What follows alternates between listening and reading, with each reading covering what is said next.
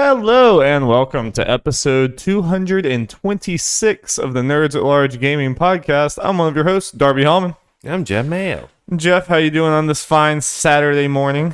Pretty good. How about you?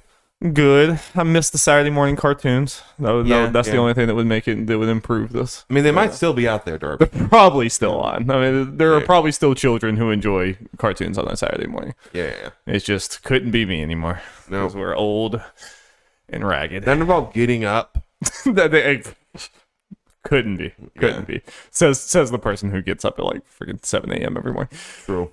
Freaking nature. Yeah, it's awful. It's not a good thing. I hate this curse. Jeff, we have a lot of stuff to talk about today.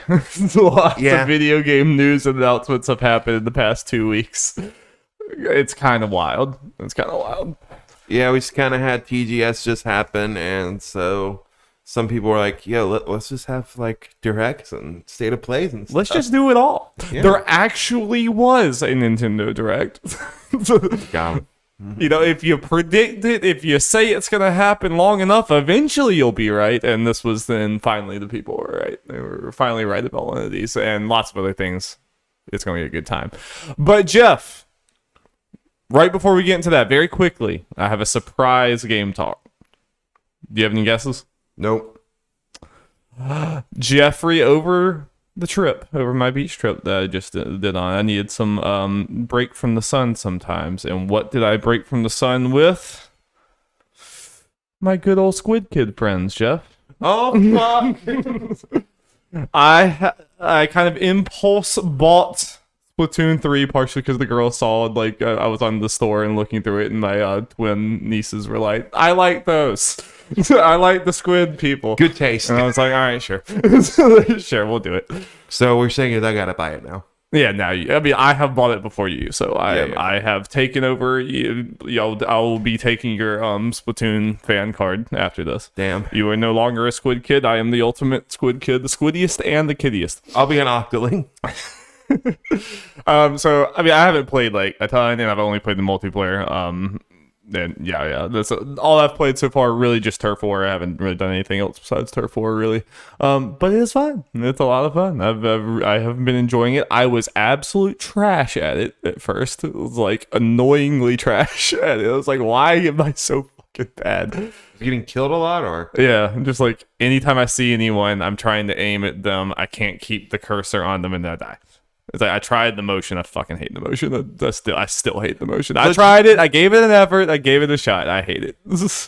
that is the best way to play that game. I can't. It's like turning with it. I mean, like I understand the aiming at someone I'm looking at, sure, but the having to like constantly hit the thing to like recenter myself and move around.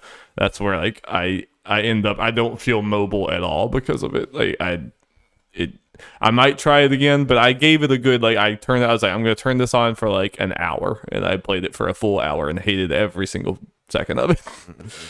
It just doesn't work with my brain, but, so I have not been using that most of the time, and I did find, like, the aiming was, like, I struggled with it at first for some reason. I mean, I am a lot used to, like, mouse and keyboard at this point, but it was just, like, I just feel like I would see someone, I would like hit them a little bit, and I would just die immediately. I felt like I was just dying instantly, and I still feel like the time to kill is like very low, at least for me. Yeah. But I have definitely started to improve. It started to be like my games are about like win loss around that, which I will take that. What weapon you using? I've been using, I forgot the name of it, but it's like a rapid fire. It's like a small little gun thing or whatever, but it's like it just sprays a lot very fast. I think it's like a relatively low damage gun, but it's like the fire rate is like super high. I have trouble. I find myself like I don't like it when I can't spread a lot of ink. I don't like the guns where it takes a bunch of shots to spread ink. You know what I mean? Like there's so some you're of probably them, not gonna use like the sniper. No, I'm definitely not good enough for that. But there's some other ones even. It's like I think it's high damage. I think it's meant for you to go kill people. But as far as spreading ink, it's just like not very efficient. And I don't know. I have to be able to spread my ink. It's like I want to spread the seed. I have to, and it's also the best way for me to actually contribute to the fight. There's definitely been times where I feel like I have been a big part of us winning the game, even though I barely killed anyone. But just Not about them kills. It's about that. It's about that turf. It's about that turf. Yep. But I have dabbled in most of the weapons at this point. Like you can unlock at least the one so far. You can unlock them pretty fast. With getting these little tokens to do it or whatever. And I enjoy all of them to a certain extent, but I've definitely I gravitate towards like the rapid fire stuff like that. But I want to try more. Like I want to try the katana things a little bit more. Those were pretty fun. Katana. Yeah, those were definitely satisfying to kill people with. But yeah, I mean, it feels like Splatoon 2 for sure. The little bit I played of that or whatever. But I do think the variety of weapons and variety of like ultimates or sub weapon, whatever. Not the like the one of them you put down like this buff for everyone else, and there's another. It's like the tornado, and another's like things. There's a bunch of different things, which is very cool. And the maps are like surprisingly like big and it's a tried and true concept that still works, but I haven't really delved into any of them. But like it's a nice competitive game that's only like 5-minute rounds or something like that. It's like it's 8 minutes. It's even less than that. Then it's very short, very quick, bite size. You can play right before bed or something. Just go to bed. Like it's pretty nice. So and the Splatfest going on right now. Yeah. With it was like Deserted Island. Something. Yeah. I think I chose Team Gear. Mm-hmm. They were purple. I like the purple. But I'm also like, it's like, you gotta have the gear to survive on the deserted island. True. Yeah, yes, it was what would you take to a deserted island, like gear, grub, or fun? And I was like, I'm sorry, big man, but fun I can't survive off of fun, so I'm sorry, big man. Fun is my substance. Yeah, I mean, unless you have any other questions for me, I don't have a ton to say, but I've been enjoying it. Good. It'll be a nice little game to have. Well, it gives me more reason to just go ahead and purchase that thing. Come on the Splatlands with me, Jeffrey. Yep. Yeah, curious to see how you feel about that campaign. Yeah. I don't know when I'll go through that, but probably. Really pretty meaty, so over 10 hours long. Jesus. So depending how you look at it, that might be worth the purchase alone. Damn. That's a long ass campaign. Yeah. Let's go. Dope.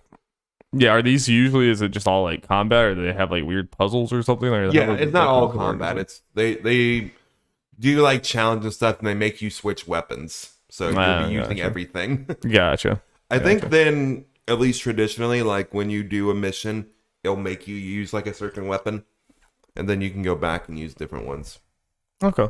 Just kind of, because especially since it could be kind of challenging, because a lot of challenges are made with one certain weapon in mind. Is like, oh, this one's made for the sniper. Let's see how I goes with using the splat roller. Probably poorly. Yeah.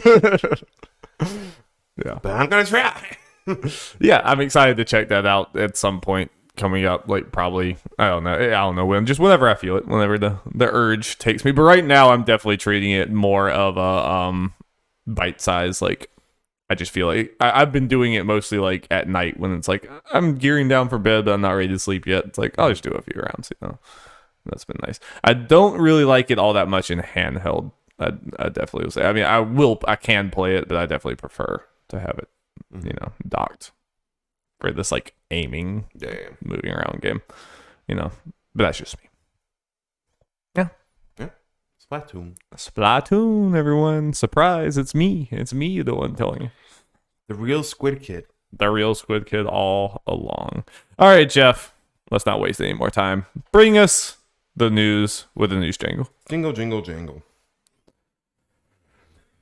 Well, Darby, we got to start with the big thing. The Nintendo Direct. It happened. We got our first full big meaty one since February. The whole kingdom's crying. Yep, the whole kingdom. So let's start there, Darby.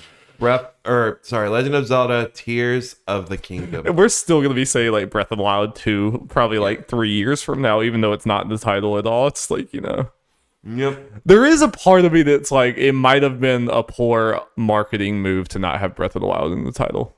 I don't know, maybe not, but it's like, it's just Breath of the Wild has such a, I feel like Breath of the Wild almost has more name. I mean, it doesn't, but it has like as much name recognition at this point as Legend of Zelda. It's just like everyone just says Breath of the Wild. It's like such a. I think what does help is that it obviously keeps the art style, and that's unique for a Zelda thing. So like when you look at that, So like when you're walking around the store and you see that case, it's undeniably okay. This is related. And I mean, if you did keep Breath of the Wild in there, you would almost just have to do like part 2 or something. You couldn't have Legend of Zelda, Breath of the Wild, Tears of the Kingdom. It's like, good God, that's too much for them. So it's that's not really a point. But anyway, yeah. Yep. Well, that name, they said they held off on revealing it because it was going to be a big spoiler. Oh, okay. I thought you were going to go down the route of they held off. They didn't show it in the UK, and then after with the Queen's passing, I'm like, oof, yeah, Tears of the Kingdom. Oh, yeah. Yeah. Anyway, sorry. Well, because the title was going to be spoil the game. Everyone sees the title like, what does this spoil? I don't feel spoiled. Well, it's also, I'm trying to remember. I don't know if there's any official things like we're saying tears, but is it actually tears? Because we haven't actually heard it officially said out loud. I've been wondering back from the time I saw it, because I kind of just saw the title before I saw the trailer. And also some people that's read like the Japanese press release, the way it's written probably means it might be tears, but yeah, not like definitive. And tears can make sense since the kingdom's kind of being torn apart. It might apart. be a double entendre. Yeah, because everything is getting ripped apart, but it probably is also like darker. Zelda dies. She'll be resurrected or some shit. Even if she's going to be a ghost companion, because that's never happened before. There you go. What did you think about this trailer? It was a trailer. Not a whole lot to it. There's really not that much to it, to be honest. Well, it had if you really dive into the mural thing, you maybe get some hints about it from lore thing, because it looks like at one point there's this figure and there are 7 little symbols around it that could be tears, and there are 7 of them. So it wouldn't be crazy to think there are like 7 main dungeons, and you're collecting these for a reason. Yeah. You also see like a figure that looks like Zelda, just kind of floating. That looks like could be dead, lifeless, whatever. Could be getting these tears, whatever, to resurrect her or whatever. We can't play as Zelda if we're spending the whole game getting things to resurrect her. Yeah, we're not playing as Zelda. The dream is dead. I'd never believed in the dream, to be honest with you. I mean, the game. I mean, obviously the trailer looks good. I'm sure this game is going to be amazing, but I still feel like we're still at a place where we haven't really seen the hook of the game or something. It's like, I don't know if we're ever going to really know that until we have here is our deep dive on, it's not a trailer, this is a guy playing the game, because the story, the vibe, everything is very, very cool in Breath of the Wild, but the thing that makes it elite and amazing is the actual gameplay and the sandboxy nature of everything. And until you do more of a deep dive gameplay trailer, I don't know if that's really those needs are gonna be quenched, of us. Yeah, I probably get one, whatever direct they, like to have around February-ish or whatever, or get its own at some point, obviously, probably around April-ish. Since we got a May, 12th release date. Yeah, I was hoping for a little bit earlier, but that sounds about right. Yeah. About from what I probably, if you gun to my head, made me guess. Yeah. Said spring, so they're keeping to it at least. But with them doing this, it makes the fact, I at least hope the fact that they're putting a hard date on it this far in advance makes me think, okay, well, they at least right now really believe that it will be done by then. Hopefully, at most, it's like a 1 or 2 month delay at most. Hopefully. I can see it being, it's getting close to being content complete and everything. Everything's about done, and then it's just bugs and all that kind of fixins on it. Yeah, probably. Because if we know one thing for Nintendo, they have no qualms with just saving finished games, just holding on to them. This one might be a little different, but they want to get this right. Yeah, I mean, I don't think this is at least to this point has certainly not been one of those, because they have multiple times had to come out there and kind of apologize for like, sorry, we said it was going to be now, but it's not. It's further. It's like, no, I think if this was ready, they would have already put it out by now. Yeah. or they would be putting it out sooner than that if they could. I think this is definitely a game that has had some development woes or just expanding or something, scope expanding out more and more and more until and the mixture of that and COVID. Yeah, yes. But I mean, it's great that this is another game that they could literally show us nothing else and then just drop the game on May 12th. And I have no doubt it would be amazing and I would go buy it. It's like they have the benefit of the doubt of it. I don't think we sound kind of lackluster talking about it because just once again, just like the other trailers, there's just not a whole lot to talk about. There's wasn't even really long enough to really speculate even on a bunch of lore stuff. I'm sure there is and people will, but it still feels like we are in the early stages of like, okay, we still haven't had the blowout for this game or even really close to it. I think. Yeah. And, it's 8 months away, so. Yeah, that's fine. We have time. Yeah. Moving on. The way they Tears of the Kingdom, how they ended, how they started, is with Fire Emblem Engage. It sounds like it should be like a mech game. Yeah. But rings are involved, so is it Engage? It is a horny franchise. It is so, You're going to marry the heroes of the past. Probably. If you can't, I mean, you're gonna be able to kiss Marth and Ike. I mean, come on. There's no doubt. No doubt. Let's go. Yeah. So this seems like it's part nostalgia grab, part Three Houses, esque. It's part new, part old. Yep. Definitely reaching into the past, but it's also a new game. Well, they seem to be going away from like the general vibe of Three Houses because there's from Wingtown, no school. It seems to be more of a straightforward thing. Confirmed, only one path. None of this different version, like with Fates, two different versions, two different stories, or 4 routes. It was less annoying in Three Houses. I think it was a cool gimmick in Three Houses, but it was definitely obnoxious in Fate. You had to buy 2 different games. Well, especially when one is like just easy. The difficulty was different between them. Right, yeah. But even though I do think that was fun for Three Houses, it's probably like not something you want to do every single time. So like I'm okay with that for sure. Just having a more straightforward story. Like, we got to collect these rings. Save the world from the magic dragon. Go back to the roots. Yeah.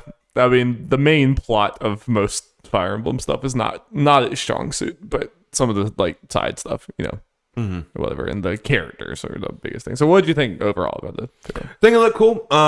Nothing too crazy at the moment. I'm sure we'll get more as far as the nitty gritty, as far as how this will separate from previous Fire Emblems more, besides of course the rings that allow you to summon the heroes of the past. Yeah, so what exactly do you think, like, do you think that's going to be just like a gameplay thing that it's like, oh cool, you have Marth and shit or whatever, or you think that like, Marth is going to be a big part of the story, a party member that's talking to people, and Ike and the other people talking to people? Okay, so yes, I feel like they're going to be more than just spirits you summon for battle purposes, because we see him in cutscenes like Marth helps just example, the main character open a door or something or whatever, or they open a door together. And then when they go to some castle or base camp or some shit, you can see Marth's spirit just standing there you can go up to and talk to him. Yeah, gotcha. So it seems they will be actual characters in this. Yeah, I guess it will be like part of the story where they like sucked from their timeline or something. Yeah, or made it's the weird timeline where technically all of these heroes existed in this world. Because I mean, they kind of did that with Awakening with DLC, where you could bring all the people. Yeah, it's just gonna be interesting to see how. I wonder how much this is gonna feel like, just hey, remember Marth versus actually making him cool and make sense in the story and things like that. So something else interesting is, they had the mural in the beginning with obviously the characters like Marth and stuff on it. People obviously looked and figured out who all of them are. You got Celica, who we saw in there. Roy's actually going to be boy. Lynn, Ike, and it looks like he's going to have an axe and not Ragnar. He has what? An axe instead of the sword. I guess the big man. There's so many swords. Axe, yeah. Micaiah will be in it. Hell yeah. From Awakening, I guess fun enough. Not Robin or Crom, it's Lucina. Nice, nice. It looks like it's female Corrin, and then male Byleth's there. There's a couple other ones, but I know you have no Interesting. connection to the rest of them. So That's pretty cool. Yeah. I mean, they have so much history to pull from, so it's cool to find a way to fit that into. yeah, a new I'm game. curious if it's just going to be those about dozen-ish, or Yeah. if they'll have more. 'Cause I would hope it doesn't fill up too much of the roster, because you also want your new. Well, that's the thing. It's like it doesn't fill up necessarily roster spots, but like they're like technically the rings are items you equip to certain characters. I mean, not certain to characters. Because the way they made it showed off, there was the question of, okay, is it like Marth is forever tied to the main character? I mean, that still could potentially be the case, or certain rings will be tied to certain characters, but the way the equip screen looked, it looks like you can kind of maybe equip anyone to anyone. So I wonder if they're actually like independent, like units on the map, or if they are just they're just tied to a the character, because they also showed the map. They didn't show off the character designs for too many of them, but you could see emblems next to them. Like I saw where one character had Makai equipped or Roy equipped, just on their thing, so you can see on the map who has who equipped. Okay, that's cool. Visually, I think it looks fine. It looks good. Yep. I think it looks like a little bit better than Three Houses. I think it looks clean. Yeah, it looks clean. It looks like a Fire Emblem game. It's definitely not pushing any graphical showcase thing or anything, but I think it looks good enough for sure. Yeah. I like how, but it's kind of interesting. Just it's still like waifu bait in like the last little bit, but they're going for like crazy different like art styles in there. Because Fates was kind of crazy and had the whole fantasy Japanese looking thing going on. So yeah, it's definitely more reserved overall. It's kind of more, the school uniforms, and then going back to, I guess I would say, more old school-ish Fire Emblem, medieval looking. Yeah. And this is like, we're going for your pure like fantasy bullshit. yeah, it's wild. There's definitely some wild designs. I mean, we won't spend too much time on it. We apparently disagree somewhat. I think the player character is I think the player character is ugly as sin, personally. I think the hair was just fine. I think the hair is a poor choice, but it just seems like it's just trying to stand out, just to stand out. Well, I'm curious to see what it is. We had a couple months back, I didn't really talk about it on the podcast, I don't think, leaks for this, which had the character, the female character in particular, leak, and people, we saw the hair, so it's like, okay. According to the leak, choice. There are story reasons for the hair. Okay, Let's see what that is. That's not going to make the design any better. I'm just curious what the reason is. Yeah, She fused with toothpaste. Colgate. I am Colgate Lady. The power of God in toothpaste on my side. But we are getting it very soon. It's January 20th. Nice. Yeah, looking up Fire Emblem and Zelda next year. Yep. That's not all too from big Nintendo. Let's move on.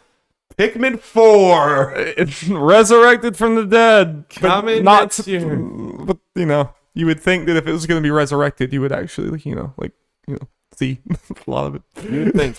Thing is, Darby, that was the Miyamoto section, and Miyamoto does what Miyamoto wants. That's why we got a whole Pikmin whatever bloom section. Everyone recording was like, was he supposed to say that? Is he? And they're like, he just you just let him talk. Just let him talk. I like how Pikmin Blue of all things got one of the longest segments in the direct. I mean, so what? Have you played Pikmin games? Really? Nope. I didn't think so. So one of my blind spots. Yeah, is that a blind spot you want to be filled, or do you not care that much? I want it to be filled. It's definitely, especially me in the 2020, is something I'd probably really enjoy. Looks jolly and everything. The gameplay looks interesting. It looks like something I have a lot of fun with. Probably should try it at some point, and maybe I could wait and see, just to try it out like during Black Friday, maybe because Pikmin 3 got ported to the Switch.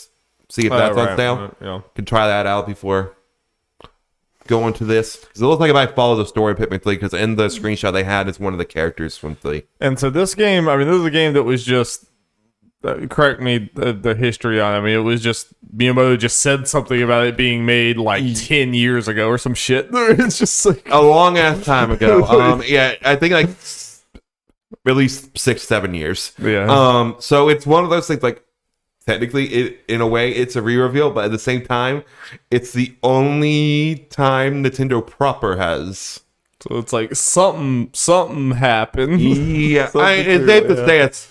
Actually, I do think Emily Rogers, who talks about Nintendo leaks, yada yada yada. Pretty much said, and I think it's an obvious thing. Like in 2019, it pretty much got restarted. Yeah, that makes sense. So yeah, it restarted 2019, coming out 2023. That lines up. Shit happened. Does Miyamoto like make these, direct these Pikmin or something? At this point, I don't think so. He had it. He created it, the first Pikmin, and probably was heavily involved in that. But like any other of his franchises, he'll have like an executive producer label thing, and might throw out some things. But yeah. But I'm happy this back. Like I said, I've been interested in trying out Pikmin, so this gives me more motivation to either try out 3 or I can wait till 4 because for sure. That's fun. Kirby's Return to Dreamland Deluxe coming out February 24th. Remake of a Wii game. Yeah. Out of nowhere. You thought Kirby was done for the year? Oh God! No, I just assume there's a Kirby game comes out every quarter at least. You just at least get. I mean, within like a 12-month period, yeah, this will be the third one. Yeah. It's like every 3 months you can expect some Kirby. Of some type. Is this one that you played? No, the original of, because it was like 2010, 2011, so I was kind of done with the Wii at that point. Oh yeah, that was the Skyward Sword Wii is dying era of the Wii. Is this one that people like? Yes, it's more like the normal like side-scrolling Kirby. Obviously, I'm not 100% sure how people feel like this one stacks up to other Kirby's, but Kirby jolly vibes. Probably going to skip this. I mean, yeah. There's just too many games. Yep. Might be one maybe down the road if it gets cheaper. Like, okay, maybe playing it and playing co-op would be fun. You probably skip the Kirby's until like the sequel, the next mainline one from like Forgotten Land, because like the mainline ones now seem to be going on a turn. Yep.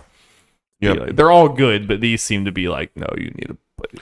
Yeah. Good news is, don't skip. Forgotten Land sees it so well enough to where I'm sure they will continue that direction. Octopath Traveler 2 announced, also coming out February 24th. It's pretty. It is pretty. They did not drop a demo. What are they doing? What? What? That is the real news. That is insanity. Also something that is news and also kind of funny. They did announce afterwards it's coming out on PlayStation day one as well, maybe PC.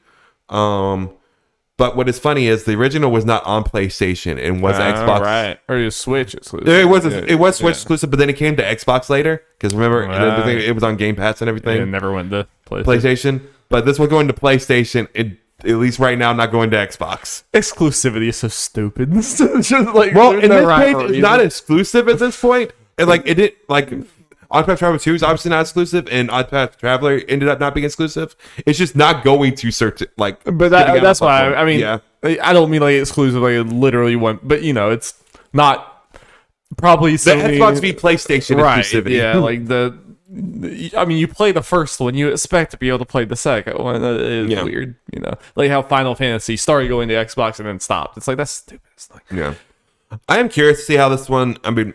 I'm not getting. Obviously, not getting. I'm not either. I kind of got. I mean, again, I respect the first one. I played 50 hours of it, enjoyed it. It just overstayed its welcome and didn't stay interesting enough. So, like, I got a little. I feel a little burned on that, so I'm not. And also, I don't know about you, but I like at least. I mean, it's just the first trailer or whatever. But the characters seemed very like archetypey and kind of bland. Like, no one stood out really to me. It was just like, I don't know. I will say, I think looking back at the first one, we would have said the same about that until we played the demo and saw Primrose's story when we were like, because the night dude, I forgot his name. It was very tropey. Oh, for sure. A lot of them were very tropey. It was for sure. I mean, Primrose was going to be my counterpoint, but it's like we probably weren't saying that from the trailer. It was probably the demo. Yeah, We probably didn't see promos in the trailer and immediately it was like, this is this. I actually can't remember 100%, but I got a feeling that's how it went. Because I at least remember we were pleasantly surprised about that. Yes, and her story was very cool. Yeah. For sure. The thing is cool about this though is the characters actually do intersect. There are side stories where certain characters will work. Like two groups of characters will work together. That needed to be in the first one. It really did. So, yeah. I'm curious to see how it goes. I feel like this is going to be a better game. Like, Octopath Traveler, I think, for all my complaints, is a good game. It is worth your time if you're into these type of games or whatever. But there are very clear, obvious ways to improve. Well here's the thing. I feel like a lot of the complaints would easily be, like, you could overlook them more if grinding wasn't a bigger thing. Like, if they legitimately just everyone got the same amount of experience. Yes. Then even the complaints that feel like they are outside of that, you just wouldn't notice them as much. But because you're just really at the pace I was going, I probably would have finished that game, and I would have had some complaints. But like if like you said, there was like experience shares and things like that, I probably would have gotten to the end of it and like really enjoyed it. Instead, it's like, there's always an asterisk because like I did not finish it and like refused to finish it because of that. So hopefully they take the complaints from that and criticism in. Yeah, either like experience share or at bare minimum you just need to have more side stuff going on that's interesting, because that was part of my problem. Is like I was out of content to play and I was super underleveled in like some of those characters, so it's like I literally, the only way to get where I need to go is just to go actual old school, go out into the world and grind for a long time. I'm like, no thank you. Like, you gotta at least hide your grinding in like interesting content. So hopefully Final Fantasy Theater Rhythm Final Bar Line on February 16th. What a name. Is this the rhythm game thing? Yeah. What's kind of fun about it is, at least in DLC, they're doing it from a bunch of other Square games, which is fun. Yeah. Nier, Live Alive, Octopath, all that kind of stuff. I mean, they got good songs. They got very good music. People really like these games, so happy for them. Sure. Now it's time to talk about some N64 games baby, that are coming to Nintendo Switch Online. And if you look at my reaction, might have the biggest pop off at this second. Let's go, baby. Let's get to one of the bigger ones. GoldenEye. James himself. James Bond. James William Bond. He back, baby. James Billy Bob Thornton out here shooting some fools. Yep. Yeah, no, it's hype as hell. I mean, very cool. The people wanted this to come back in some way or whatever for a very long time, just to be able to play it on the modern consoles in any way. Anyway, it's like it was just make it an option. And it's like the fact that it is actually finally here is really, really cool. But they're doing it in a very weird way, Darby. I don't know how much you know about this. Because there are rumors that we were just getting a full-on like big remaster / remake of the game potentially. Right. That is not the case. It is coming to Switch Online, but it is also coming to Xbox. It is going to be added to Rare Replay. Oh, I did not know that. And that one, better frame rate, 4K, yada yada yada. The Switch version, but here is the thing that is weird as fuck. The Nintendo Switch Online version has online. The Xbox version, couch co-op only. What? Why? So on the platform where the online is inferior, you get the online. Yeah, well, and just the game will be inferior because of the frame rate and the. Yeah. I wonder if I wonder if just Rare Replay doesn't have online or something, and but that could be the reason. But then at that point, it's like, just don't add it to Rare Replay if that's an issue. Just put it up on the store or whatever. Yeah. But if you have Rare Replay, you just get this for free, basically. Yeah. Yeah. I mean, that's cool, but yeah, if that's keeping that's very strange, very odd. Yeah. So GoldenEye's back, but yeah, there's some weird. I didn't even know it was coming to Xbox, to be honest with you. So Yeah, it was obviously announced during this. They didn't mention it during it. It's just like right afterwards, Rare announced, "Hey, coming to Xbox with all this extra shit, but no online." It's like buried in the press release. Online exclusive to the Switch Online version. I really hope it wasn't like Nintendo paid for that or some shit. Yeah, that's the comment where it's like, okay, you get the fancy smancy graphics, but we get to play it online. I really hope that's not the case, because that would be really obnoxious. Yeah. We'll probably never know. Did you play GoldenEye really back in the N64 days? Course. Okay, yeah. Been a while, so I'm not gonna remember a lot. I only played like a little bit of it. I weirdly enough have played like all the other 007 games more. I just never had an N64. I played like the PlayStation, PS2, basically PlayStation, PS2, 007 games a ton. Yes, but not really GoldenEye. So no, are you excited? Of course, let's go. Yeah. Turn of the King, baby. We gonna get in some matches and play some janky first-person shooter. You know it. Action. Pokemon Stadium 1 and 2, baby. That's hype. Yep. Very hype. I like how a lot of them showing it off is just showing the mini games like, we know what you fucking want. I'm excited to just open it up and just see the menu and get the nostalgia. Like, yeah. All right, that was it. We did it. Yep. get that little dopamine. It's like, okay, that was nice. Thanks, Nintendo. Nah, it'll be fun. Something that they are not doing is, I didn't even really think about it. Is in the original game you could transfer your Pokemon from your Game Boy games to Pokemon Stadium. Mm-hmm. There's no way to do anything even close to that for this. They even said that in the trailer, a small thing. You cannot transfer Pokemon into this game. They should like have Pokemon Home compatibility or something like that. I feel like the thing where they could maybe, I don't know how this would work necessarily, but what they could do in the future is when they add Game Boy to the Switch Online and put Red and Blue on there, just have those that connected somehow to Stadium and use those Pokemon. Yeah, because I understand not using Pokemon that can be transferred to newer games, because moveset wise and everything, that just fucks things up. So I get that. But if you can make it work with like red or blue version on the Switch, then cool. Yeah. Yeah, I don't really know how this stuff normally works, to be honest with you. I know it's usually pretty open, right? Yeah. About being able to transfer things all over the place. But I also don't know if it's different with these N64 games, because I know, like, most of these N64 games are, for the most part, it's just the game plopped on here, almost like an emulator, right? I think so, yeah. Most of the time. But I don't know. But they're able to add like online to GoldenEye, so they're obviously like changing things about the game and adding things to them. So true.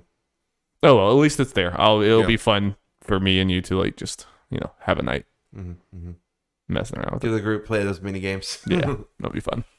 Life with the funny Pokemon. Yes. Mario Party 1, 2, and 3.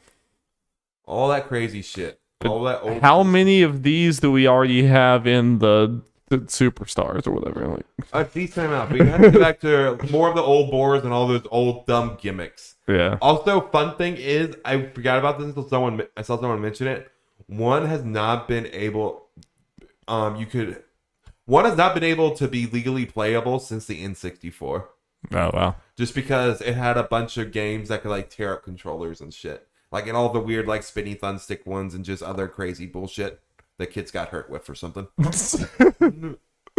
Like they got hurt with on the N64 controller, so it was just never allowed to be. Yeah, and released. Breaking it because all the crazy spinning. Are we gonna break our modern controllers playing them? Yeah. And we accept this. Yes. We accept this fate. We accept. No, I mean that would be fun just for the. I mean, just to see. I mean, I haven't really played these honestly. I've probably maybe a time or two, but like honestly, I feel like to varying degrees. I feel like even these old, because it's simple as long as the mini games are still fun. Which obviously we got them in modern ones. Not like they're changed a crazy amount. Yeah, they hold up. It'll be cool to see the old art style and stuff. I mean, most of it will be new to me, not to you, obviously, I'm sure. But, like, I really probably didn't. I dabbled a time or two when I was, like, at your house or other people's houses, but I probably played the most starting with, like, the Wii one. Yeah. Yeah, it'll be fun. And it'll just easily be on the Switch. We're like, let's go with the crazy bullshit Mario Kart Clee rules. So that. Yeah. We also got Pilot Wings, Mm-hmm. 1080 snowboarding, and Excitebike 64. It's like, hey, all this stuff with the sports and the transformation and stuff. Here, you get them all. Yep. No wave race, but hey, Yeah. you can't. Getting, Not everyone can be king. getting some of the big ones on there. Crisis Core Final Fantasy VII Reunion will be released on December 13th. Merry Christmas. Merry Christmas. Yeah, you excited? I'm excited. I'm excited. I will not be playing this on the Switch, but I'm excited. But Darby, you have to. Nintendo paid money to get this in the direct. I don't have to. But yeah, no, I'm very excited. Yep. Very, very excited. Impressions seem to be, decently positive. People's expectations seem to be in check as far as It's not going to hold up perfectly with there's going to be the weird story vibes and weird hot topic vibes of that era of Final Fantasy VII stuff, but it'll still be fun. It'll be a good time. Comeback sounds like it's at least improved some. Yes, and it'll probably be very story important to remake. Yes, The rebirth. Sorry. Yep. We'll see if they do a weird ending thing. I'm expecting one. Yeah. If there's not one, I'll be at least a little disappointed. Mario Kart 8 Deluxe DLC. They didn't get the whole new pack, but they decided to tickle our balls a little, as they say. Announcing Merry Mountain for Mario Kart Tour and Peach Gardens for Mario Kart DS. Be part of the next pack. Merry Mountain look really cool. I mean, they both look really cool. Yeah. Yeah. Merry Mountain, very fitting considering coming out on holiday. Creamy. Yep. So that the next one's not till Christmas? That's sad. I mean, I guess that's not as far away as I think it is. Wait, what? Oh, yeah. The next pass, it's not until... Did they say when it was? They said holiday. Okay. Which makes sense. I mean, we just got the last one last month. So. Yeah. We're closer to the end of the year than it feels like we are, so... Yeah. Yeah. Dope. Harvest Moon, A Wonderful Life is getting a remake. A Story of Seasons, A Wonderful Life. This hits you in the nostalgia. It did. I was like, wait, I know those characters. Like, oh, it is. Just a remake of that game. Out of nowhere. Among a million other farming sims in this direct. Yeah, so you played this as a kid. Yep. And Primarily, my sister played it and we watched and made some decisions together, all that kind of stuff. you think those warm vibes bring you to the point of actually purchasing this product, or just enjoying that it's there? Enjoying that it's there. Yeah. Probably. Yeah. Get those jolly vibes. Watching people be sad as they grow old. Is there death in this game? Spoiler alert, the ending has you dying. Oh, fuck. Literally on your deathbed. Damn. Remember correctly. Damn. All right, your kid by your side. Yeah, that's a kid's time to grow up. Children playing this kid's game. I can't remember if your spouse dies before you or not. Damn. No, your spouse actually kills you and takes the inheritance money. Oh, true. My great farming fortune. Yeah. Dark. Yeah. All right, we got a lot to get to. Let's. we got one more. Oh, sorry. Master Detective Archives Rain Code from the makers of Danganronpa. I don't even remember this one. It's easy to recognize as Danganronpa. Danganronpa. So naturally excited about this, detective stuff. It's funny they talk about the way they describe the gameplay going into like a mind palace thing, a la Persona 5, and you're like slashing through contradictions, like, oh, it's like truth bullets from Danganronpa. Like, okay, I'm in. Nice. Comes out spring 2023. Let's go. Nice. Did that other game the Danganronpa creators were making already come out? Oh yeah, that game was bad. Shame. Well, can't win them all. Yep. That's a weird one where it's definitely a lot lower budget than this one seemingly is, so I have some hope for this, but it's definitely not right now. Like, I'm buying this day one, no questions asked. Yeah. But I have hope. Your mic's still good. It's not all the way down, but okay. It was a little weaker. Time to talk about State of Play. Sony ponies over here. Yep. Us corporate shills. Go do the rundown. They started this thing with Tekken 8. Bang, boy. Those are some muscular boys. They're nice and wet. Big, wet, muscular boys. Yep. Tekken 8 officially. That was hype. It was hype. It was a hype trailer. It was Looks very over the good. top as hell. I love it. Yep. They confirmed after the fact as people watch State of Play but not read it, that this is taken from the story mode. So this is actual gameplay and all that. What's fun is this is next gen exclusive. I don't think we know I don't know if they said all the platforms besides PS5, but it's nice to know it will not be held back by the previous hardware. It definitely looks like it's going for. I mean, it looks like a pretty big step up from. I mean, all of the like Street Fighter 6 and this are kind of like, okay, we're gonna shell out the big bucks to make these games look good. Yeah. Not much to go on. It just looks really good and all that kind of stuff. The people that are really hardcore and can probably point out little things like, I know Max is like, oh, this is actually one of the rage arts or whatever. It's like, sure. I don't even know what that word was. It's like just think of it like a super special or something. Gotcha. Yeah, I just see this more as what is the visual style and graphical level of this going to be, and very high is the answer. And also, I guess confirming that the next Tekken game, because they got teased that Evo is indeed Tekken 8, and I like Tag Tournament or something else. Yeah, which is cool because it's been a while since 7, right? Yeah. Also, something fun I will just add here is Harada was saying, still open to guest characters. I'm just gonna throw it out there. We got Noctis last time. It's highly requested. Put fucking Tifa in this game. Tifa in the game. It's for Kiryu. Too perfect. I mean, I would obviously be happy with whatever, but like either way. But I mean, I would be if for some reason they put in like Cloud or something. I would be a little pissed. I'd be like, no, I know Cloud's the main character. Tifa is the boxing fighting lady. Yeah. Like put Tifa in there. I mean, especially like I bought Tekken 7, the definitive edition, and having Noctis and Negan in there with like full on like swords and I forgot about Negan. Yeah, it's weird. Yeah, because pretty much everyone else is using martial arts. So Noctis actually just swings a sword. It's interesting. Yeah, you put Tifa in there. Tifa in there. Either Tifa or just go full the other direction and put Sephiroth in there. It's such broken. It's just that range. Absolutely destroyed. Just the game is wrecked. Yep. So Darby, I cut it out before this part, for the God of War section. I forgot. I should have let it play out a little bit so you could have seen how they did this.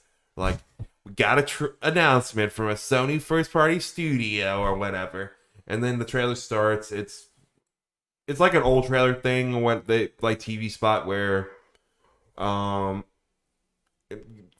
and Atreus are like looking at Daimler or whatever, giant wolfie, and then it turned out to be a DualSense ad, and everyone's like, this better not be fucking it. You're ending on a DualSense thing.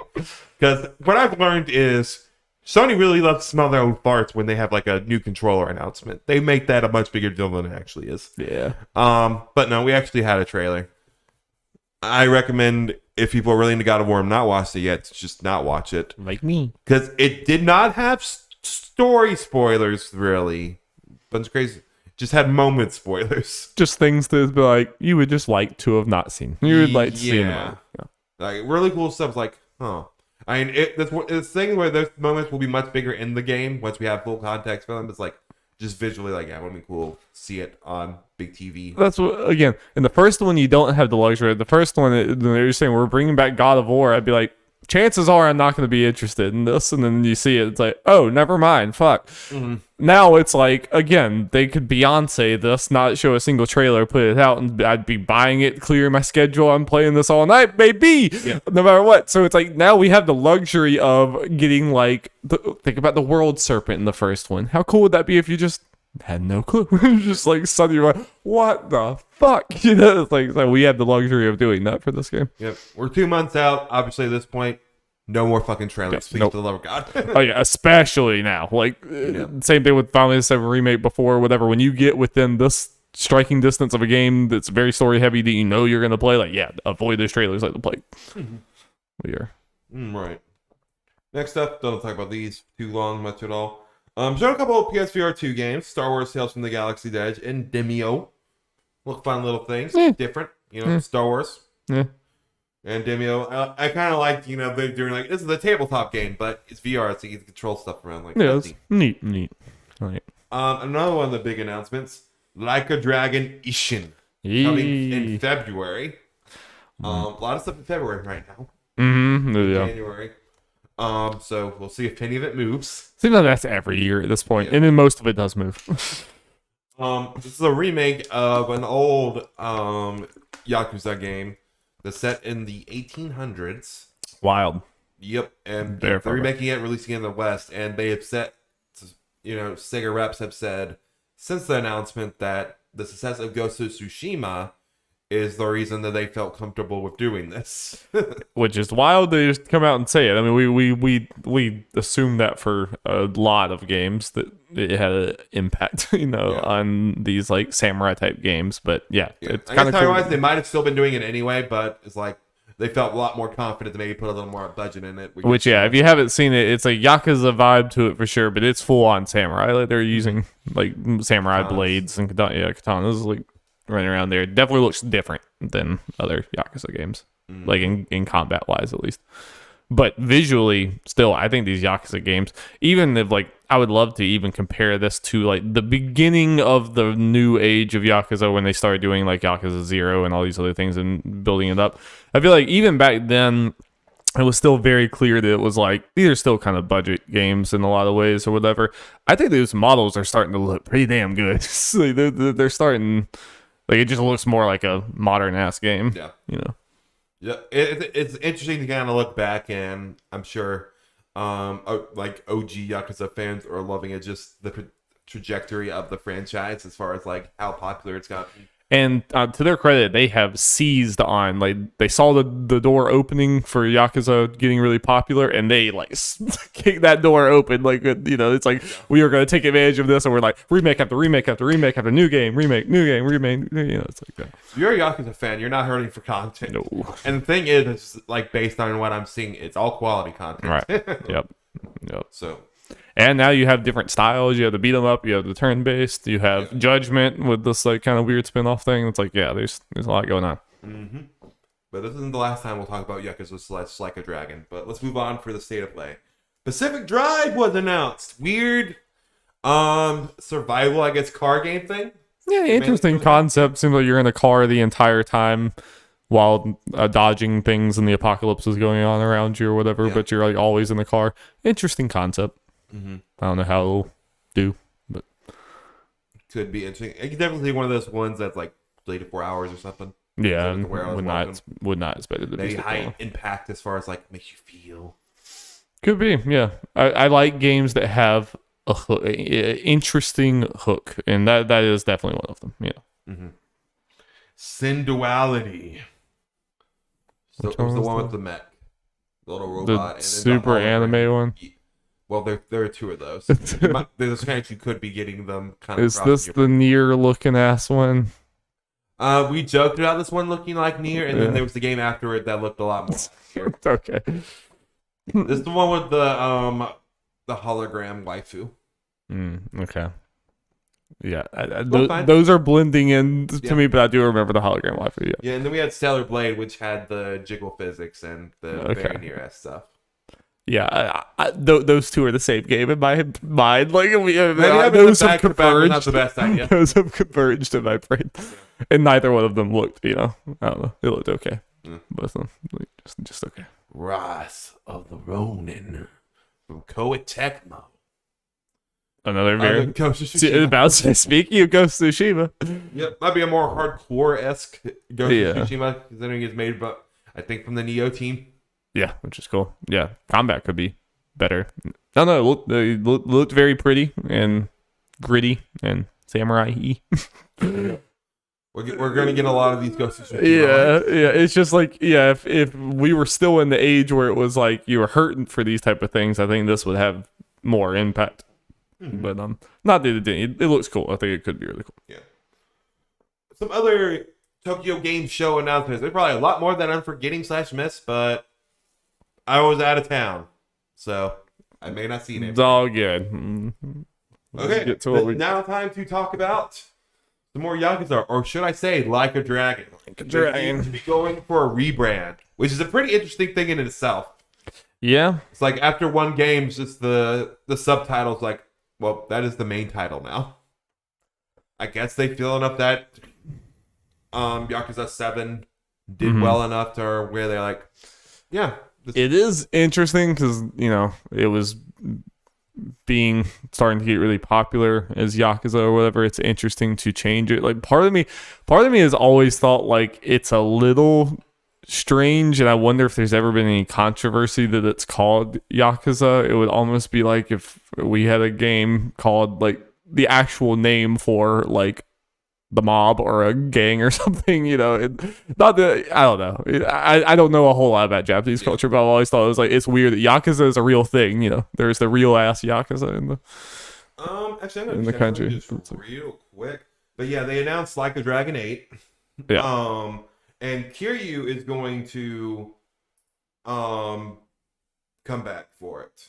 Right. And it looks like this one might probably still going to be turn-based, and they talked about there are going to be 2 different stories with Kiryu and I didn't play it, so I keep up Hashima. sounds Something right. like that. Where they have 2 distinct parties and stuff, and I guess the stories will collide. It sounds really cool. Yeah, and actually, I guess you probably have not seen it. Kiryu has a new look. I've heard like kind of silver fox punish. That's a cool combination of old and new. It does like people talked about like, wait, is that a wig? Because it does almost like it doesn't really look like an old man. It looks like a young dude wearing a wig. Yeah. He just dyed it. Yeah, it does kind of look dyed, but that is really cool to have like the old and new clashing like that. Yeah, I know people love Kiryu to death, so. Well, you're also going to get more Kiryu. Yes. Because they also announced Like a Dragon Gaiden, the man who erased his name, which is about Kiryu, and it connects what happened to him like during 7, so what happened to him between 6 and 8, which is very cool. So yeah, just so people who don't know, Gaiden pretty much means side story. So this is going to be a shorter game, they said, like maybe half the length of a regular game. Okay. Which that's interesting. Yeah. Yeah. And it's not like this might be more the action adventure and not be the role playing or nice turn-based stuff. I'm sure people would be okay with having some smaller stories within here. I mean, they should put out so much. It's crazy. Yeah. It's just really wild. I can't remember what time they said. They might have announced Like a Dragon 8 for 2024 maybe. I'm not sure if they put a actual date on those or not. Well, yeah. a lot of stuff. They eating. It seems like a daunting series to get into. There's just much.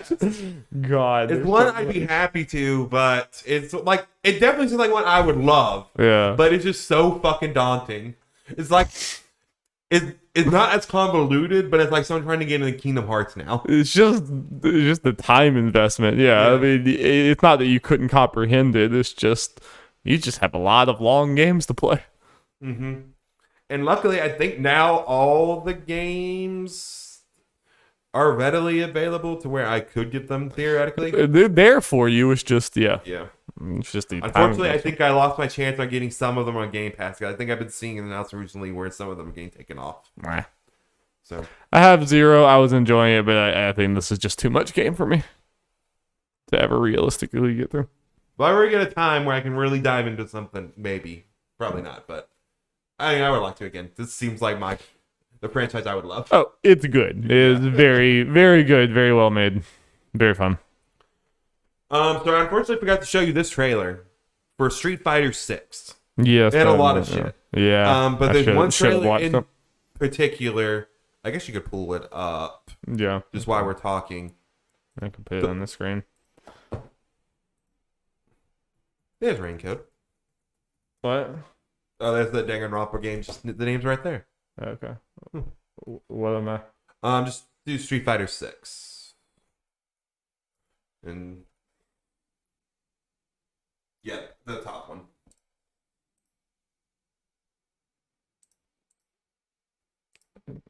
Okay.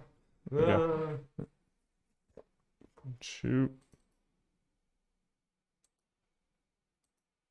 There it is. Okay. Okay, here we go. A lot of shit got announced for Street Fighter 6. There we got this trailer, which announced Ken, Dulcine, Blanca, and E Honda. Nice. As well as them being like, you know what? Fuck it. Let's announce the whole starting roster. It's leaked anyway. Yeah. I support that.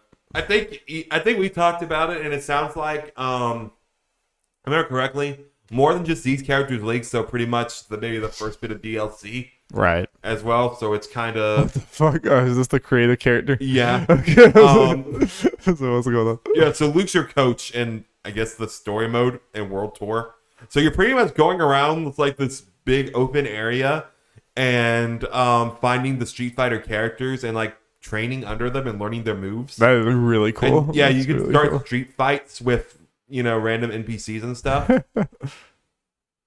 It's really dumb and really fun. I like it. But so like, do you choose like a Street Fighter character that you're fighting, like using the moveset of basically for So your I'm not player sure pick? if they went into detail of it. I imagine what is partly going to happen.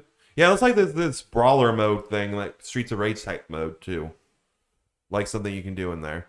It might be custom to where like you have a certain number of supers maybe you can equip, and once you learn them from characters, you can kind of customize your character so you can have like Hadouken and Chun-Li's like spinny kicks.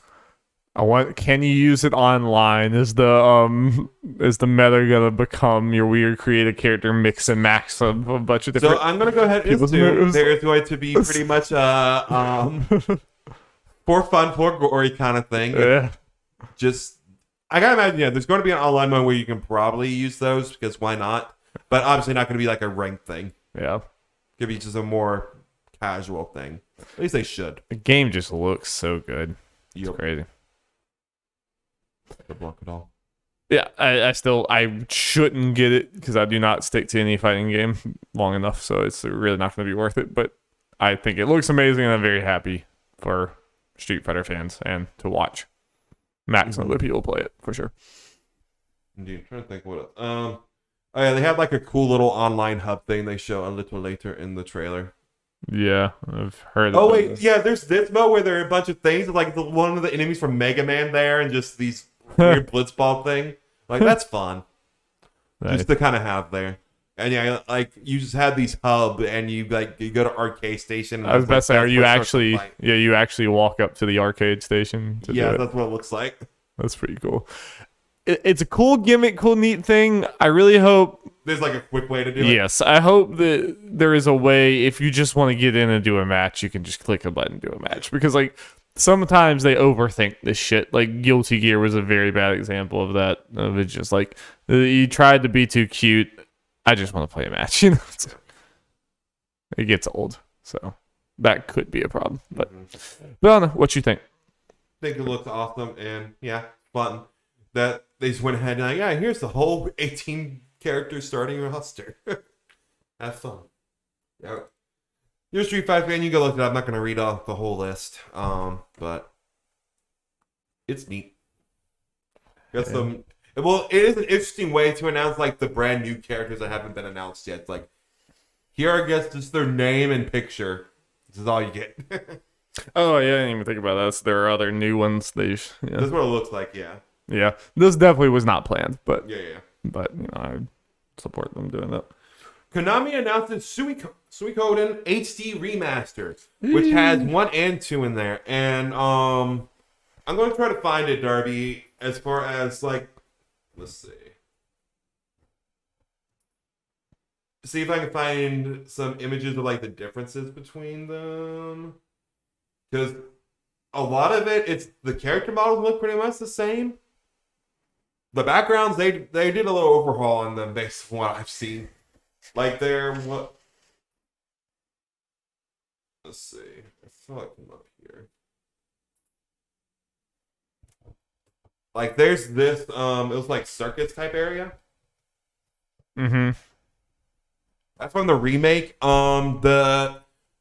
The original, I saw side by side things a lot more like bland and gray, and just had a lot less stuff. It like actually on the. Yeah, I haven't seen the side by side, but even looking at it, I could kind of tell it has almost a little bit of the Octopathy look to like the backgrounds look pretty good. The models definitely still look old. I mean, it looks like an old game, which is probably partially what they want it to look like, but it does look very pretty. I mean, I wouldn't be surprised if it's even more of a step up than you would originally think.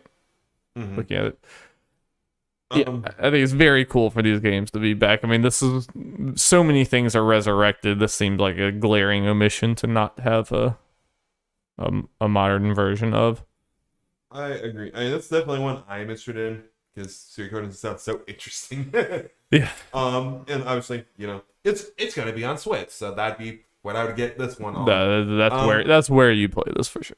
And it looks like they do have like some of the quality of life stuff you want out of stuff in these old 90s JRPGs, like speed up and auto battles and just stuff like that, just to make the actual grind of it not as bad. Yeah, those old turn-based games are definitely very slow when it comes to that.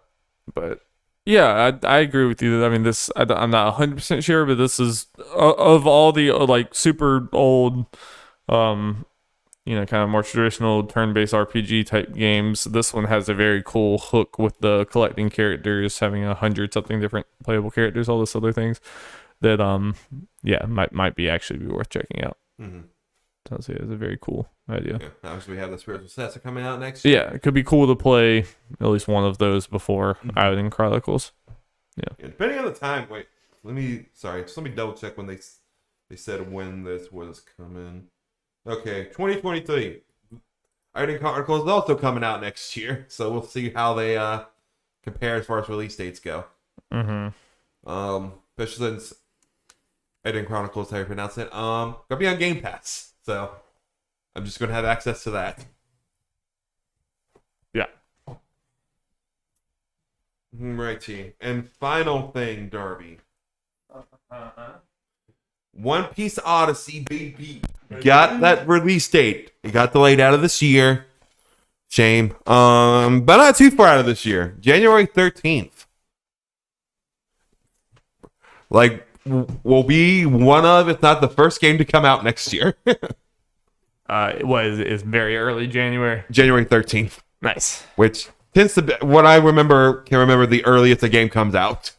I still think it looks like, I mean, it looks very Dragon Quest. I think it doesn't look like something that's gonna like blow you away visually or anything like that, but it looks good enough, a lot better than a lot of other anime games, and the scope of it just being a kind of normal turn-based RPG, while probably not something that's gonna blow your mind, might just be good. Yeah. If it's just a good game that you get to play with a One Piece story in the One Piece world, that's going to be enough. Yeah. And the trailer for the release date kind of showed what they do in a lot of One Piece games, but I haven't played one in a bit, so I'm kind of open to it, depending on how they do it. Is, going into the crew's memories, so you go back to the old places, which will be fun going and travel, depending like how big its scope that is, because it looks like they showed Alabasta, from which was early One Piece, and Vivi from that arc. It'd be fun exploring those in this kind of game, and also I'm okay with like fighting old enemies in a JRPG style thing. I think that could be fun. Yeah, the only concern is that it just gets too bogged down in just trying to be like nostalgia grab thing or whatever, and being like, I know from what y'all have said, some of these like Dragon Ball movies and video and anime side games and stuff the plot can get kind of silly. Yeah. just trying to be the greatest hits of showing you everything, but it just gets to be very fan servicey and not really, making sense. That would be the concern. If this was gonna go off the rails some way, it would probably be story wise that way. Yeah. But hopefully it avoids that. True. Or at least if it does it, it's just a fun version of it. Yeah. I have hope. Don't have to wait long. All right, Darby. It's time to talk about your favorite company. Ubisoft. Oh, me and Yeez. Come on. I assumed you watched the Ubisoft Forward like at least 5 times. Jeff, like the back of my hand, do I know this direct? So yeah, Ubisoft had a little forward where they showed off some shit. I forget most of it, and we're not going to talk about most of it. A lot of mobile games. The only thing that matters. Yeah. I mean, obviously, we're gonna spend all our time talking about Skull and Bones, which I forgot was there, and I can't remember a thing about what happened there, which might tell you something about the state of Skull and Bones. Santa Monica's shaking in their boots, putting out God of War in the same week as Skull and Bones. Oh, baby. Darby. That's preposterous because they're shaking their boots because of Sonic Frontiers. Jeez, they're gonna get bodied, dude. Yeah. You gotta move. All right. Assassin's Creed Infinity. Got a little more details on that. I still have no fucking idea what this actually means. Apparently it's some hub. I don't know what the purpose of it actually is because they announced 2 projects related to it. And that is Assassin's Creed codename Red, which is the long-requested, long-awaited feudal Japan Assassin's Creed. And kind of might be a little late. Yeah, but I say we're getting 2 or 3 years too late. Yeah, we're getting a lot of those games now. Yeah. As well as Assassin's Creed codename Hex, which looks like it has to do with witch trials and stuff. Which, that's neat. Yeah, it's cool. But they seem to be pretty far away.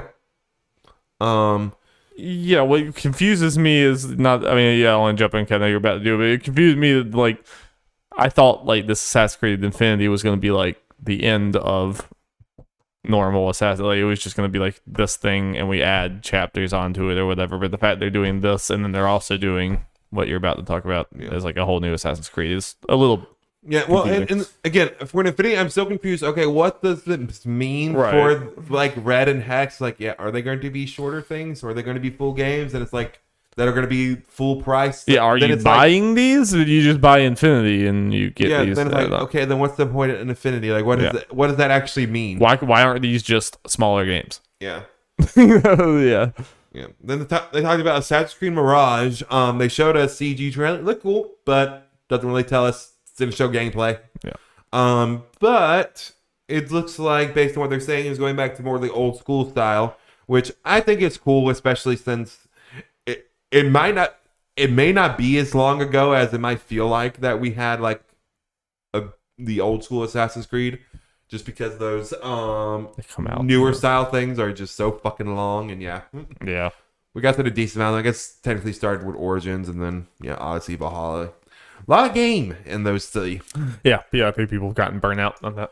Yeah, so I think this is a welcome thing, and maybe just kind of splitting the 2, like, okay, we're going to have 2 different paths for Assassin's Creed from here on out, which I don't think is a bad thing, because... That's fair compromise. Yeah, because Assassin's Creed was not really Assassin's Creed to a lot of people. Obviously, yeah. Even if they were good. Yeah, we don't know the full thing of this, but I have seen enough to know. I know there's a pretty heavy discontent with the new Assassin's Creed from old Assassin's Creed fans. Like, that's very clear. So, and there's so much Assassin's Creed to go around.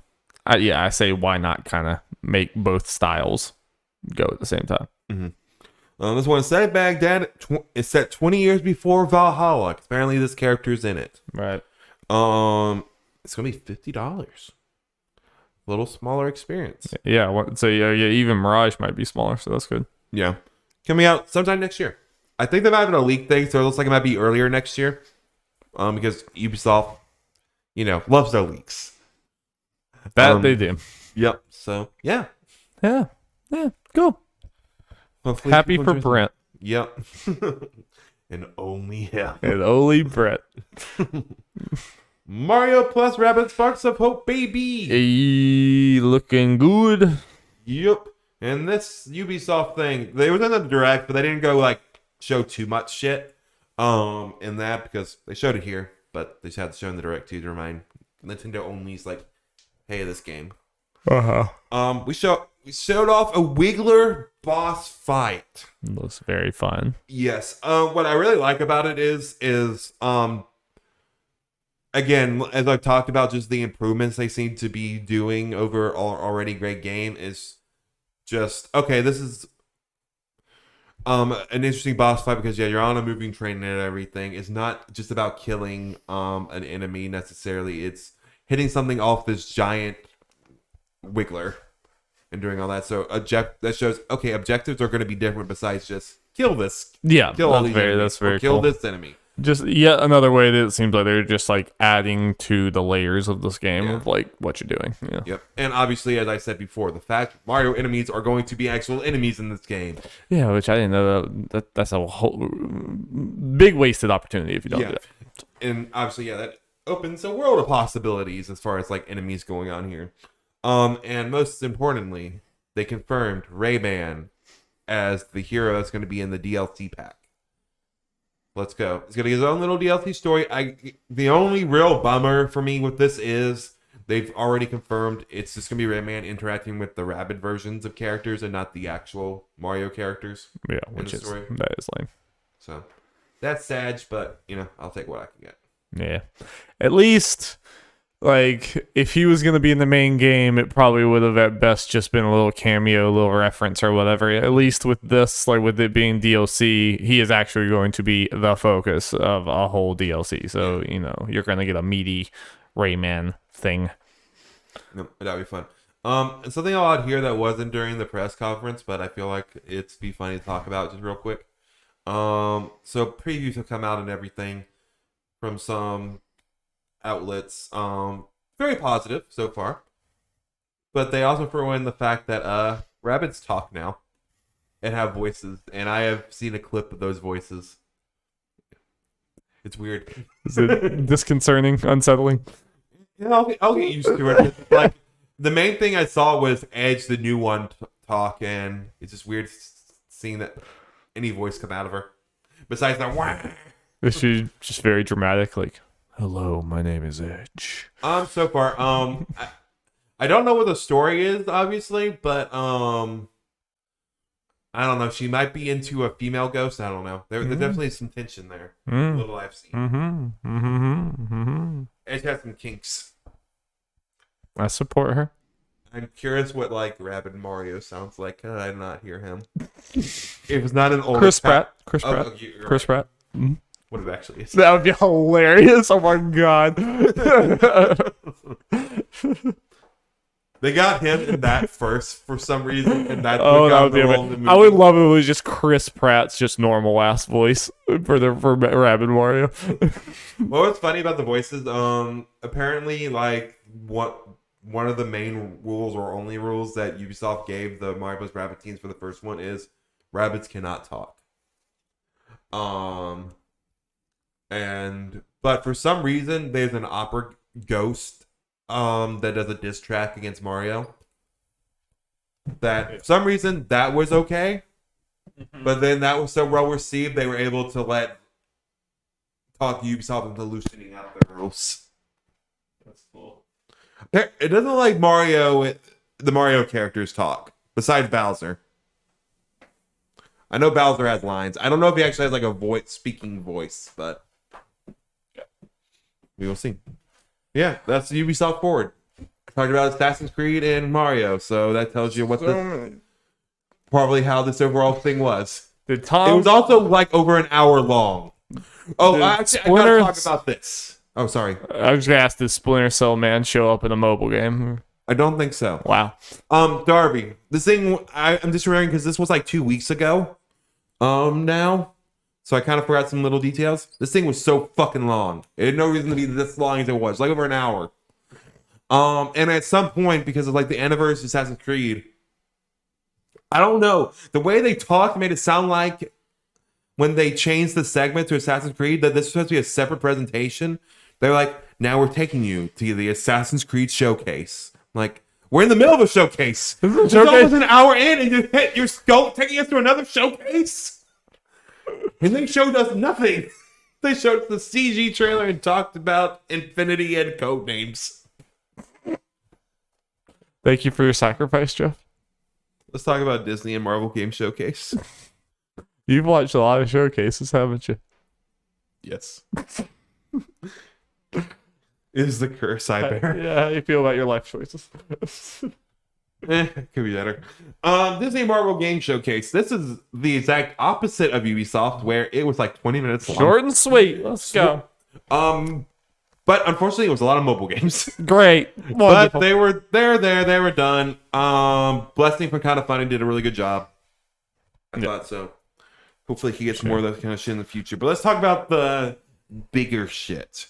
Skydance, aka Amy Hennig's new studio, announces their Marvel game, or teases it. We don't actually have a name. It is set in World War II and features 4 playable characters. A young Steve Rogers, aka Captain America. Azuri, which is T'Challa's, the Black Panther's grandfather, and the World War II era Black Panther, which I think is cool. Cool. Gabriel Jones, a U.S. soldier, a member of the Howling Commandos, and Anali, leader of the fledgling Wakandan spy network.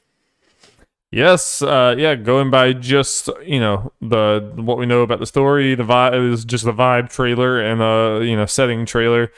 It is absolutely not what I would expect from like a pretty early into the Marvel games thing, experiment, whatever type of game, which is very cool to me. It's a very different, it's not the era I would think, it's not the character grouping I would think, it's like all of it's very different. So I'm happy to be a little surprised by that. I was very curious what they're gonna do with it, because they mentioned it was gonna be like a team/squad like pretty early on. Yeah. Again, I was like, okay, who's that going to be? Because we got an Avengers game, we got a Guardians game. Right. It's like, because because like you said, this early on we expect just the big names. All right. So it's like, what teams would we potentially? I guess we could have gotten X-Men, but it was like, who is it gonna be? It's like, this is not what I expected. Even at this point, I would have expected, like, if it was gonna be if I heard Captain America game, I would think like, okay, it's gonna be a modern era Captain America in the modern era doing things game or whatever, or just Captain America, whatever. It's like cool for it to be World War II era, whatever, with Black Panther and Captain America. I just never would have that grouping. I never would have thought. Yeah, I'm so glad people were wrong, because when this was rumored before it was announced, people were like, "Oh, T'Challa time travels for some reason." I'm like, I'm so happy that's not the case. Yes. So like, we don't need that. Let's play it straight. you could go to any time period and there's a Black Panther there, so like just do that one. I am very curious. We have nothing to go off of, so it's almost barely worth speculating that much, but I just wonder what the gameplay is going to be like exactly with this, because we have seen some of these, like the Avengers struggle with the multiple characters, playable character route type thing. So if you really are going through like all 4 of these are playable characters, I hope they know what they're doing with that. Yeah, you can expect maybe like at least a soldier, or maybe even the Wakandan spy. The spy can have a little more going on, because Wakandan's like technology's ahead of time. You can maybe have the soldier effectively play like a Nathan Drake-esque character. But part of me wonders if because soldier and Wakandan spy thing, like these aren't like obviously like superhero people or whatever. Part of me wonders if they're just like, you just do a spy mission and a soldier, like you flip to them almost like Mary Jane and Spider-Man, but the most of the time you were Black Panther and Cap. Like, I don't know, because we will see. Yeah, I'm intrigued regardless. Who knows when we'll see, but we will see. Midnight Suns is coming December 2nd. Oh, I thought they got delayed till next year. They just said it was delayed. They didn't say when. Apparently it was only delayed like a month and a half. Huh. Okay. Yep. Getting in by the end of that year. I want this to get in people's hands to see like how's it going to turn out, because it's been kind of up and down. What we've seen. So. I'm still interested. Yeah. Tron Identity, which is a visual novel from Mike Bithell Games, or Bithell Games, the name is Mike Bithell stuff. I know people like Mike Bithell. Yep. I don't give a shit about Tron, but apparently I think they also said when this was announced, this is the start of a relationship between Bithell Games and Disney, so can expect more. Interesting. Toy Story gritty visual novel. Yep. No, Toy Story dating sim. Toy Story dating sim. If a visual novel is not at least partly a dating sim, what's the fuck? Don't know why you even making it. Yeah. Why you making it? And finally, or at least what we're going to talk about, Disney Illusion Island. Is this the platform one? Yes. Yeah. Little cute little 2D platformer featuring Mickey, Minnie, Donald, and Goofy. And Sora. I mean, sorry. I spoiled it. Sorry. No, it looks very. We don't know how exactly it plays or how it's going to compare, but it looks very like Rayman Legends Origin-esque, which makes me happy. Looks very cute, very cute. I like the animation overall of it, especially the more I looked at it, the more I liked it, especially like how the actual characters moved and the platforming and everything. Like, it looks neat. It looks very cute. And it's co-op. That's fun. Co-op, yeah, huge. Yeah, especially if this is like a little bit of a cheaper game. You know, Switch exclusive.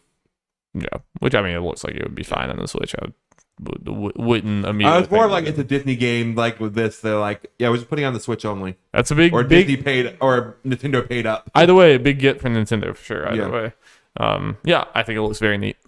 Yep, comes out next year. Jolly. Definitely keeping an eye on it. Yes. My kind of shit. All right, Darby. Something that would be considered to a lot of people the biggest story ever. It's still a big story, but yeah. Okay, so Dari, how much do you know of the GTA 6 leaks? I haven't seen any of them. I've just know I haven't really watched much of it. Yeah, from what everyone said, I don't think there's a whole lot there. Nothing that you couldn't have already expected, and we already knew it was Vice City and all this stuff. So it's like if you know, well, it's more of just the kind of leak it is and all that kind of shit. I just know that the guy got in trouble and there's been a shit show as far as So turns out 17-year-old who has since been arrested. Oof. Leaked all this shit. Leaked a bunch of footage as well as assets and code for the game, which is probably more damaging than the footage. Oh yeah. The internet going crazy. Like, you know, people that more the game developer, journalism side are like, oh, this, like, I don't understand how bad this could be to, like, studio like morale and all that kind of stuff. And then you have from the gamer side, they're like, we waited this long and this is what we're getting. Like, and that's not as dumb as fuck because you're looking at an early build of a game. Honestly, I mean, obviously the leak thing's big and everything, but I don't know how much later it's for us to talk about. I figured like at least a little interesting conversation is just kind of how this just shows like how secretive game developers can be and gamers' reactions to it, and that'd be the reason why game developers because you see people throw out dumb takes and circulating it that, oh, graphics are the first thing that's done. And any game developer, anyone who has any data time, are like, you don't know what the fuck you're talking about. Well, and they probably know that's not true, too. They're making up shit to get circled around because they know that being like, oh my God, it looks horrible. That shit's going to be the stuff that like gets you a bunch of views and circles around because for some reason people just love like tearing things down. But like, you kind of do see like this is an example of in favor of being secretive and stuff is because like there is a sizable amount of people out there that just don't understand like game development at all, and will just and they're just but they're just gonna see something immediately be like, oh, this looks bad, therefore game bad, even if it's like this is like years and before it comes out and it's like a super early build. Half the time these games are just blobs that you're moving around. There's no model to it half the time before. It's like there's a lot of things like this and people don't understand. My counter to that would be, I don't know, especially something like GTA, some people circulating some articles or some tweets or some YouTube videos being like, look at how bad this looks, we'll get people some views right now, will be some headlines. Is it gonna matter in the least when this game comes out as far as its sales? Fuck no. So I'm like, I don't know. Blip on the radar. Yes, it's a way to get some views. People are gonna forget about this, like about their anger about this next week, and then when it comes out, it's gonna sell like hotcakes. I don't think it feels like it matters. I don't think it matters. The anger. I mean, but it is this again just. Unfortunately shows and reinforces developers kind of being secretive, because something that the Dead Space developers have done, which I kind of appreciate even when I haven't followed it too closely, is them doing all this early stuff where they're showing early builds of the game and kind of going into more of the development thing, which I appreciated. But unfortunately even they got to a much smaller degree like, oh, this doesn't look great. It's like, and they're like, well, it's early stuff. Dude, it does seem like you could see the same thing, but if you're the one putting it out there saying like, look at this early build of something or whatever, it does like probably the same people getting mad would not be mad Yeah. which is a dumb distinction. I mean, you should know either way. But again, I think you just, to a point, you got to ignore these people. I know it's easier for a rock star to do that than like a small game trying to make it. But I think even the smaller games, you got to just let people scream and then just move on. If your game is good when it actually comes out, I think no one's going to be like, but I saw this video last year where it looked bad. They'll be like, but it looks good now. It's like, the thing I do appreciate that some devs did is they purposely put out like early footage of their old games to show like, yeah, this is how games look at whatever stage of development this is. That's cool. Yeah. I just want to see that just because it's interesting too. And I don't think they officially showed it, but one of the examples I saw people bringing up is like an early thing of Splatoon where literally the squids were just tofu. The tofu build. Amazing. Let me play the tofu build. Yeah. I want my tofu kid. All right, Derek. Time to talk about Overwatch 2, which we are... How many days away? Getting close. Yeah, we're like 10 days away. Your mic is making me sad.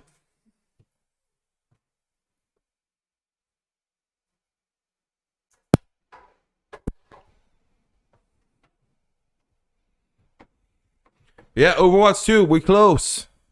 So close. And we got some new information. I did not expect to see a character reveal, and he happened to be up at 5 a.m. watching a Japanese Xbox showcase. Oh, Lord, Jeff, why? I just couldn't sleep. Mm-hmm. It was like the day I left for Chicago, so I flew to Chicago with like an hour of sleep. Did you stay up till 5 a.m.? Like from the night? No. Until 5 a.m.? I fell asleep at like a little before midnight, but then ended up waking up at 1:30 and just couldn't go back to sleep. Oh, no, Jeff. Oh, no. It was awful. Baby, oh, no. But I did see the official announcement of Kiriko. Yeah. Our new little healer. Let's go over that little bit of moveset, Darby. Let me try to find. Move on. See how we feel about her potential kit before we actually get our hands on her in about a week. Yeah, I was gonna see. They have that card. I got the card right here. Okay. She has the protection Suzu, which is upon impact, allies in the area become briefly invulnerable and are cleansed of most negative effects. Yeah, I don't know if we want to do this piece by piece, but like, of course, yeah, because yeah, I mean, this is the ball. We could do the whole podcast on this. We're not going to, but I mean, just from reading it or whatever, I think that's the direction I kind of wanted new supports to go, was less of just the heal bot and more of like, I think the cleanse type of thing.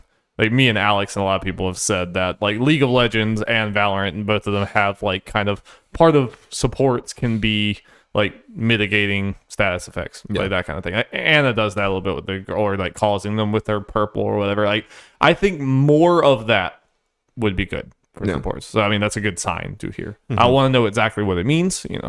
It's hard as far as what all it stops and for how long. But kunai just a thrown projectile with some critical damage stuff. Genji like it seems. Yep. Swift step. Teleport directly to an ally, even through walls. Yes, you did. That sounds useful. Because there is a trailer, and you could see that. That's really cool. That's very big, very big. Because there are definitely times where we're trying to fight and everything. It's like we need the healer there. I'm like, I'm trying. It's like, well, boop. Even if you like we need die, you could potentially get back to the fight. Yeah, we need to see the exact range, like how close you need to be to teleport. But yeah, be interesting. But no, I think that's big, especially with the new maps, because there's just a lot more walls and elevation things. So, the healing Ofuda channel a burst of healing talismans that can seek targeted allies. Sounds cool. Yeah, very useful. Yeah, I'm curious to see like cooldown and stuff for the stuff. Yeah. Passive is wall climbing, just like her. Like Genji and Hanzo. Yep, good old Uncle Genji and Hanzo. Apparently, story wise, they both consider her like a niece. Nice. And the ultimate Kitsune Rush. Summon a fox spirit that rushes forward, accelerating the movement, attack speed, and cooldowns of allies that follow its path. So that's a good, okay, we're going in. Yes. Like, we talk about stuff as like, okay, we're about to go into a fight. This is the one to... Especially accelerating cooldowns. Yeah. That's pretty cool. I like that, yeah. Because, obviously she has a healing move, kind of like you said. This seems to be a support that maybe less focused on healing and more on other I things. am okay with. We need more of that in support. And I mean, she seems cool, but pretty simple in a good way. I mean, like, because like the ult very much just seems use this at beginning of big team fight. You know, so like it just is what it is. It's like you just power everyone up and go. Yeah, especially definitely situational, because if you're not like going somewhere, it takes away part of it as far as like the movement speed and that kind of stuff. So is everyone, like, wasn't it in the trailer, was like everyone gets movement speed if they're walking in the like line of the thing of the did you send it toward a certain target? And, you like send it a certain direction, and okay, so you just all have to run that way, I guess. Yeah.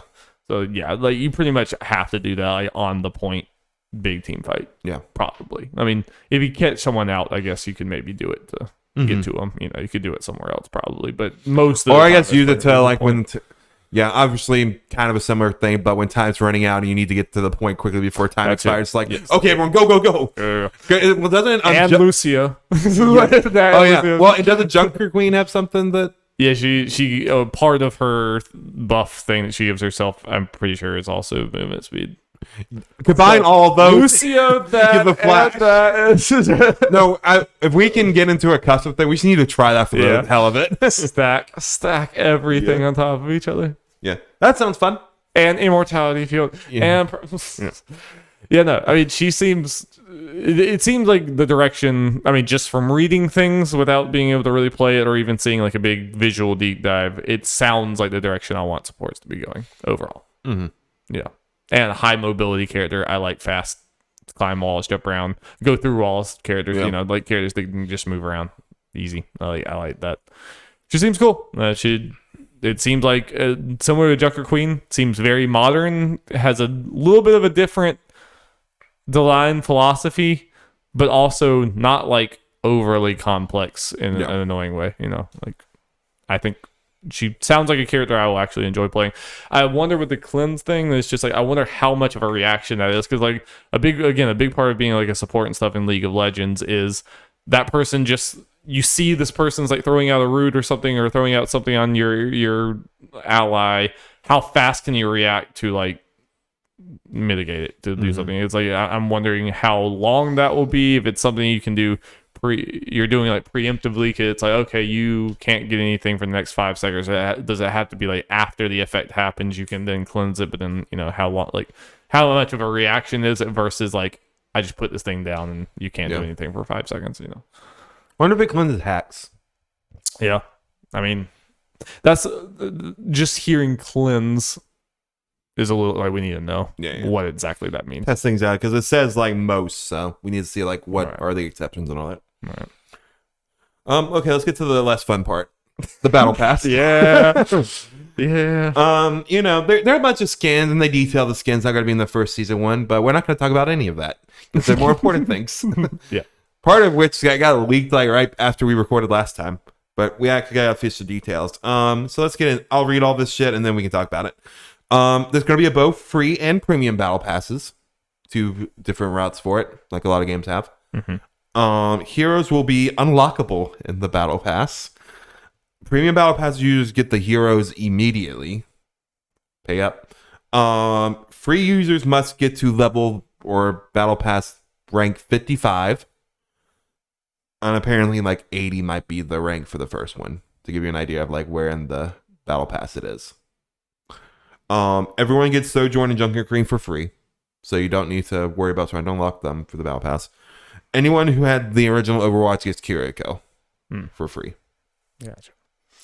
Yeah, so it doesn't really start factoring in until like the future after Kiriko for most people. Yep. For a lot Also, of us, I guess something important to note is, as far as we know, you are not getting any currency from the battle pass. So it's not going to be like Overwatch, which we play, where you get the V-Bucks from it that if you play enough, you can get enough for the next battle pass. Yeah. It's just, which I mean, I've put enough money into Fortnite, I don't even know exactly how much I'm getting from the battle pass to put into it, but you know, at least some. There's at least some there. Yeah. So there are a number of reasons why, like on its surface, this doesn't seem like if you're just looking at all competitive games like this that have battle passes, I could see how someone who doesn't play Overwatch could be like, yeah, whatever, that sounds like a battle pass. It's like sounds pretty normal.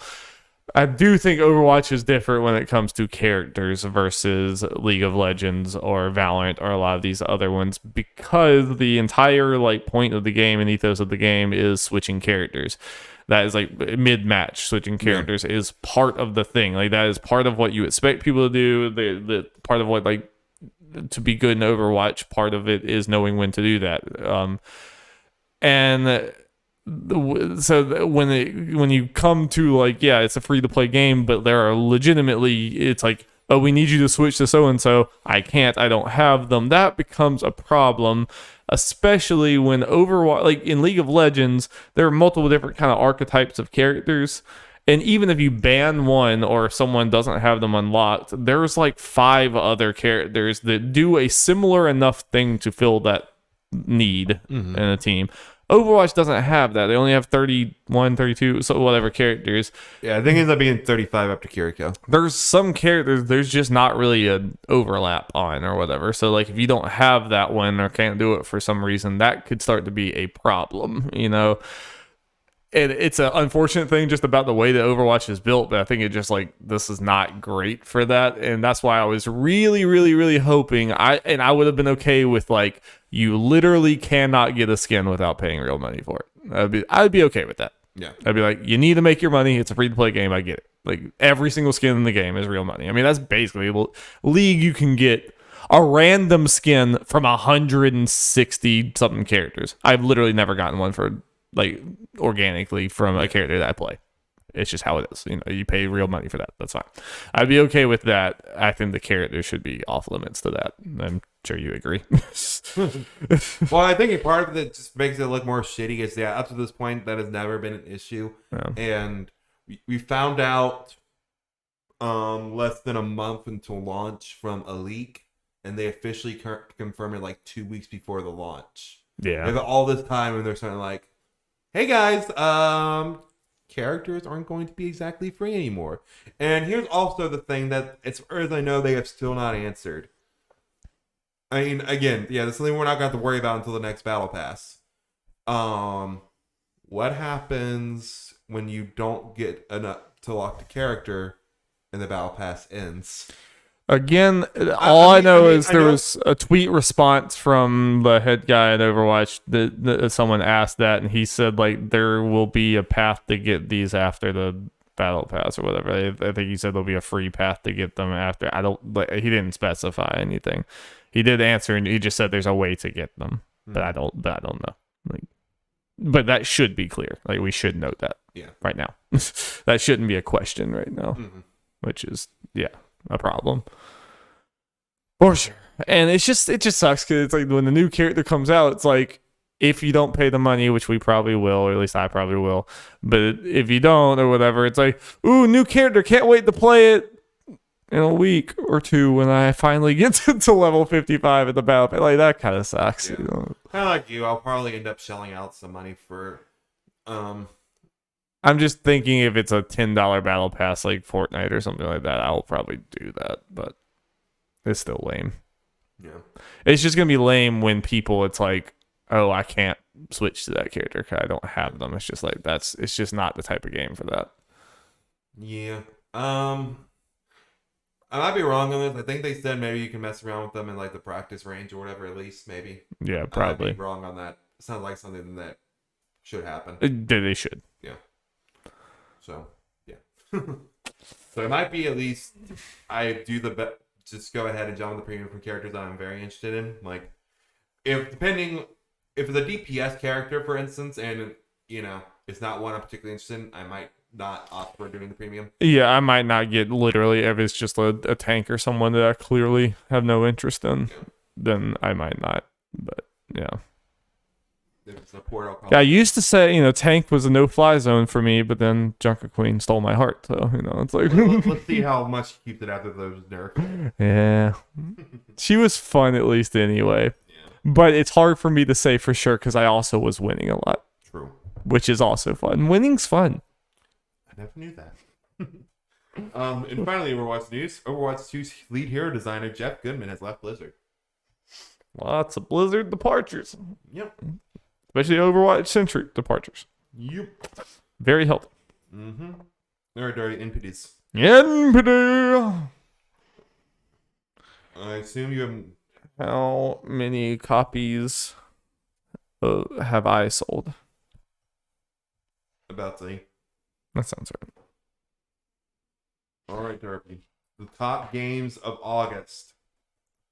What is the number? Madden, baby. Every single, I think it's like 10 years straight or something like that of August of like release month being number 1. This is the 23rd consecutive year that Madden NFL franchise was the best-selling title of its launch month. Damn. I did hear that, but I would have guessed that anyway if I could have gotten around to it coming out. Like that was an obvious one. Number 2. Another new game. No. I don't know.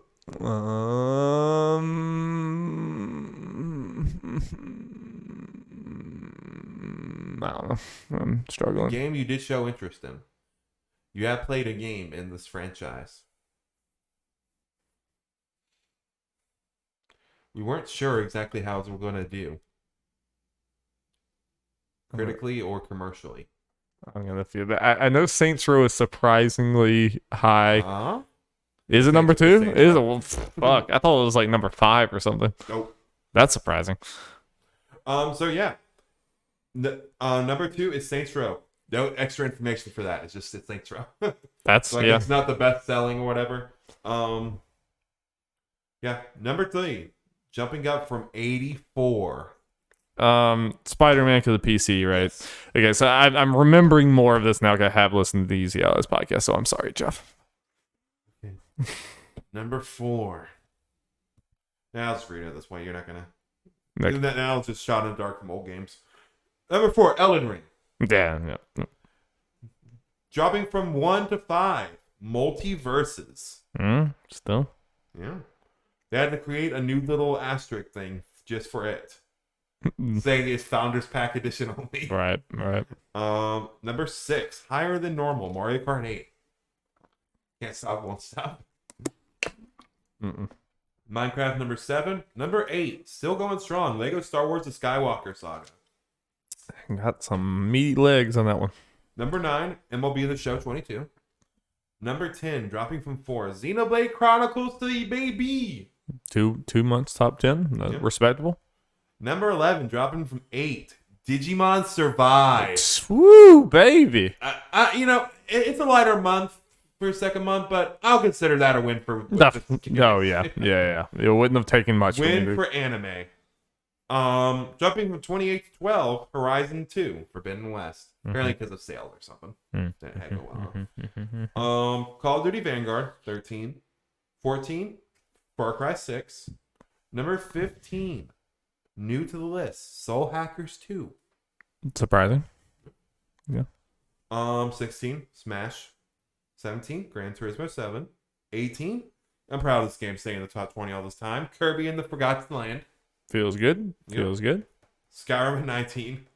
And number 20, hanging in there, Pokemon Legends Arceus. Nice. Let's see if I can get to that sweet year list. Has it changed at all? Okay, I think last time it had not changed. Is Elden Ring still top dog? Yep. Yeah, literally the only change is Madden got inserted at number 5, and then everything it dropped down a spot. At least for the top 10. How about Elden Ring, baby? Yep. Lego Star Wars is number 2 still. Wow. And Pokemon Arceus still number 3, with just no digital sales. Wowee. That's a win for you. Wowee. Damn. I'm curious where Scarlet and Violet's going to place. Probably high. Not a crazy amount of new games. All right. Other news. Oh, news. All right. Iron Man game announced by EA Motive. Huh? Yep, you think that'd be bigger news, but it's just kind of, hey, we're working on an Iron Man game. Like, cool. Yeah. And they did throw in that this is the first of many, so they lost their Star Wars license. Or like, okay, now we're making a bunch of Marvel games. At least it's not exclusive. True. So it's still ON. Yeah, it was interesting that they immediately said multiple, but Yeah. Hey, if they're good, I mean, they absolutely could be good. So I like Yeah. Iron Man. So I guess more hope for these games than before is, Fallen Order. Most people consider pretty good. Is that they're thinking for this game is after the success of Fallen Order, it's like, oh, these single player games can do pretty well. Is EA Motive the Squadrons team? Let me double check. I was thinking, they did like flight battle stuff that some of that could transfer over into an Iron Man flying around killing people. Hell, go talk to BioWare and see their stuff from Anthem. Yeah, because that was good. Yeah, people actually like flying around. For sure, felt good in that game. Use that tech. Yeah, that tech's sitting there being wasted. So yeah, the only games Motives have worked on is Battlefront 2, the new one, Squadrons, and the upcoming Dead Space. Nice. Yeah. Yeah. You like that could be good. Yeah, it could be good. So let's go. Ted Lasso and AFC Richmond is coming to FIFA 23. I didn't know they put in the whole team. That's awesome. Yeah. Richmond is the Ted Lasso team. It's a fake team. Yeah. It's amazing. That's really, really good. I appreciate that kind of Yeah, that's awesome. I hope they have like all the characters, even that they might not be modeled to look like them, but at least their names and everything. I think I've seen the models are there. That's awesome. Yeah. That's amazing. You need to watch Ted Lasso. Like, you would enjoy Ted Lasso a lot. It's very, very wholesome and just hilarious. It's only on Apple, whatever, unfortunately. Nier Automata anime coming in January. Got a little teaser. Hope it's good. Shot for shot stuff from the game. So, yeah. I hope it's well written. I just hope it's, This might be one of those animes where I actually watch the dub version of it if they get the original actors. If it's not, then, well, it's all dead. bets are off. It's dead. Yeah. Speaking of anime, Genshin Impact is getting an anime. I'm surprised it took this long, to be honest. Genshin Impact, one of those games, like, we don't hear about, I mean, we see it like a Jeff Showcase every couple months, but it's like, it's there and it's huge. There's nothing they can announce for it that would surprise me at this point. So, we have a theme park. I'd be like, sure. Yep. PlayStation VR games will not be compatible with PlayStation VR 2s. Sigh. Yeah, people who are tech savvy are like, this kind of makes sense, but it sucks. I think PSVR is just so stitched together with like using the move wands that were never meant to be doing it, and the light bar that was never meant to be doing this and everything. Like it was kind of a jank piece of tech in some way. I mean, in some ways it was very smart. They made something out of nothing and made it a lot cheaper. They using this disparate stuff they have. But now they're making a real big boy VR headset. The more I think about it, I mean, there might legitimately be no way to make it work just with how kind of weird the tech is. But either way, I think it sucks for them and it's bad for them, because you have a lot of people who are like saving up PSVR games on PlayStation Plus, or they bought all these things or whatever. It's like, and it's shitty for people who actually were the early adopters of PSVR. You're not really getting rewarded in any way with those, which is a bummer.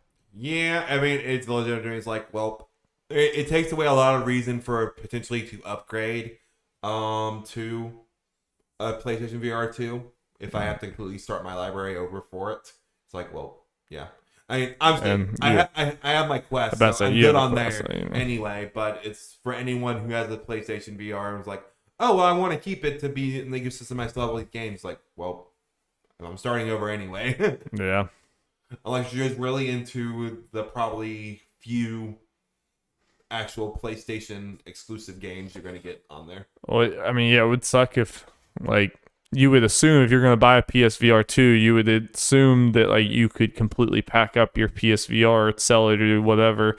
But, like, what if, like, Astrobot is just, like, stuck there forever? Like, that would suck, It's like, they might port that over, but who knows? You know what would be awesome? Well, no, it uses the controller, so that would make much sense. Because the porting game, it'd be cool if they just ported the Steam. I can play it on there in VR. Yeah. But they probably won't. Yeah. It's a Sony thing, too. Cyberpunk 2077 sees higher play numbers since launch, and it actually has now beaten, as of this morning, Witcher 3's top concurrent player numbers. Oh, wow. Because of Edge Runner. Anime's And Netflix. Anime's really moving some numbers. Yeah, I want to watch it. Yeah. I know nothing about it other than people say it's good. So. Need to watch it. Babylon's Fall is shutting down in February. It came out this year. Pour one out, man. God, that has to be like the quickest collapse of like a major publisher. That one guy is very sad. What? I actually also saw at stores that still had copies, they're just giving them away. Hilarious. Like, that's gotta be one of the biggest failures. That has to be a little depressing if you're any of the developers. It'd be like, damn, this was a Square Enix published game, and it's like probably like the biggest flop in their history. Gotta be up there. At least Ball and Wonderworld had memes. Yeah, we got some funny. It will live on in our hearts. We had a funny donkey video on it at least, you know. And finally, the Super Mario Bros. Movie teaser trailer is coming October 6th at New York Comic Con. Legitimately pumped, good or bad. I just want to see it. I'm just hoping that it's not one of those trailers that only Comic Con goers get to see it, and then we gotta wait like literal months. But you can watch the cell phone footage. Yeah. The leaked cell phone footage that Comic Con's like, and the companies are really mad about it. It's like, what the fuck do you expect? Come on, dude. I'm hoping they release it later right away. I need to hear Chris Pratt. Oh boy, it's gonna be something. I just hope it's either really good or really bad. I refuse to accept. Darby, I mean this like legitimately. As long as we don't have to go like really out of our way to do it. If we're just here and it comes out, should we just put together and do a reaction? Maybe we should. That could be. We don't do it for this kind of things often, but should this be the one? That could be pretty funny. That could be pretty funny. I will have to admit that would be pretty funny. All right, ladies and gentlemen, that was a podcast. Considering everything we had to talk about, I think we did it pretty good. Under 2 hours, we'll take it. All right, well, fun, Jeffrey. Thank you for joining me. I really like your shirt, by the way. This is very nice. One of yours. And until next time, Jeff, your signature catchphrase? Babaloo dee dee doo. There it is. Bye.